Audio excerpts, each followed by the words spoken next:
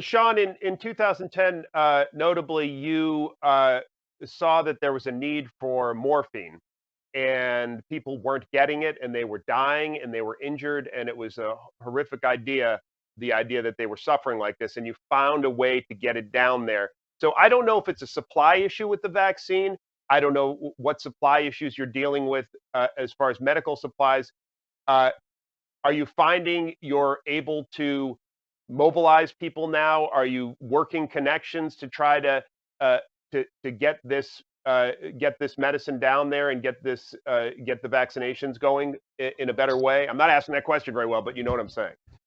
You know, it was only about 2 weeks prior to the assassination of President Moïse that Anna and I had a Zoom conference with him, and were able to get, I think it wasn't until then, until the Haitian government was truly motivated to start implementing COVID vaccine programs, and initially with their healthcare workers. So after that conversation, we were very quickly mobilizing because we finally were able to do it in concert with the government, which was going to be necessary in terms of being able to make requests on vaccines from the United States.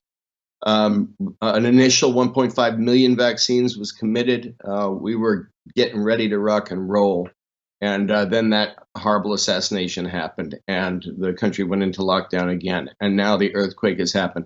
So we're trying to juggle a lot of balls at once. And again, can speak to where we are currently in our Haiti program with vaccine implementation. We have about 25 vaccine locations, and we're working with great partners on the ground. We work through the Ministry of Health, with Partners in Health, with Gestio, and the idea was to expand quickly to about 60 before the earthquake happened.